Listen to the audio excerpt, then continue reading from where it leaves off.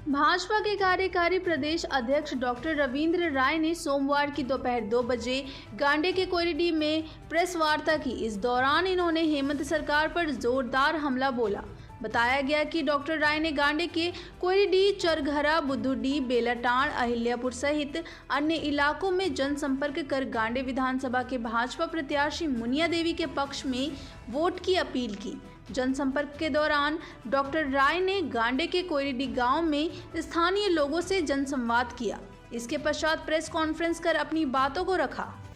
आप सब पत्रकार बंधुओं को भी पता है और पूरे देश की मीडिया जान गई है कि कोल्हान, पलामू प्रमंडल, इंडी गठबंधन जेएमएम कांग्रेस का सफाया हो चुका है और सारे जगहों पर बीजेपी जीत रही है। 2-3 स्थानों पर वो संघर्ष में दिखे हैं और ये मैं नहीं कहता, आप किसी को फोन उठा करके पूछ लीजिए उस क्षेत्र में तो आपको बताएगा कि रांची, टाटा, पलामू सभी जगहों पर फिर से बीजेपी आ रही है। और मैं अध्यक्ष था 2014 में, बहुमत की सरकार मैंने बनाया था। इस बार मैंने प्रधानमंत्री जी को ये वादा किया है 2/3 बहुमत का सरकार बनाएंगे और मैं आपको विश्वास देता हूँ कि कोयलीडीह की पूरी पवित्र धरती से कि हम 2/3 की बहुमत की सरकार फिर झारखंड में बनाएंगे। अटल जी के सपनों का झारखंड बनाएंगे और ये जो अलगाववादी लोग हैं जेएमएम और लाल झंडाधारी, इन सबको दफनाएंगे। कौन जमाई, कैसा जमाई, मान न मान हम तेरा मेहमान। ये तो ऐसी बात हो गई कि साहब जबरदस्ती आप हमारे घर के मेहमान बनने पर तुले हुए हैं।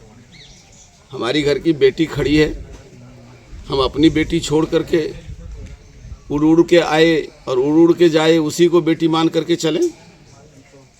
और मैं एक बात कहना चाहूँगा, झारखंड मुक्ति मोर्चा का जो चाल चरित्र रहा है उसका इतिहास अभी गांडे के लोग भूले नहीं हैं।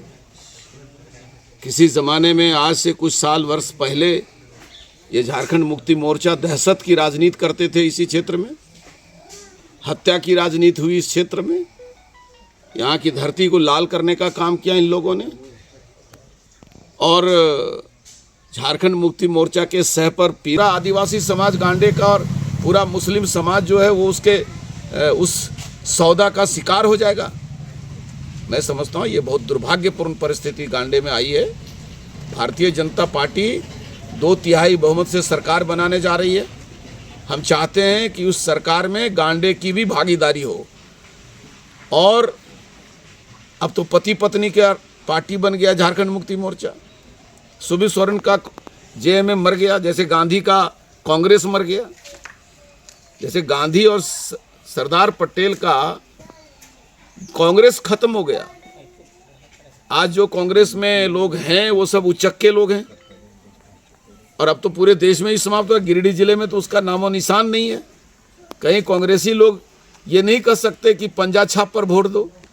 इतनी बेचारे की दुर्गति होगी और इतना उनका दिन खराब होगा, मुझे तो कभी कल्पना नहीं थी। और झारखंड मुक्ति मोर्चा के अधीन पूरा जिला चला जाएगा। तो मैं ये कहना चाहता हूँ कि ये सौदा, यहाँ के आदिवासी अपने भाग्य का फैसला खुद करेंगे। हमारे यहाँ पर होते थे सालखन सोरेन, हमने कभी उनके साथ सामाजिक तनाव नहीं हुआ,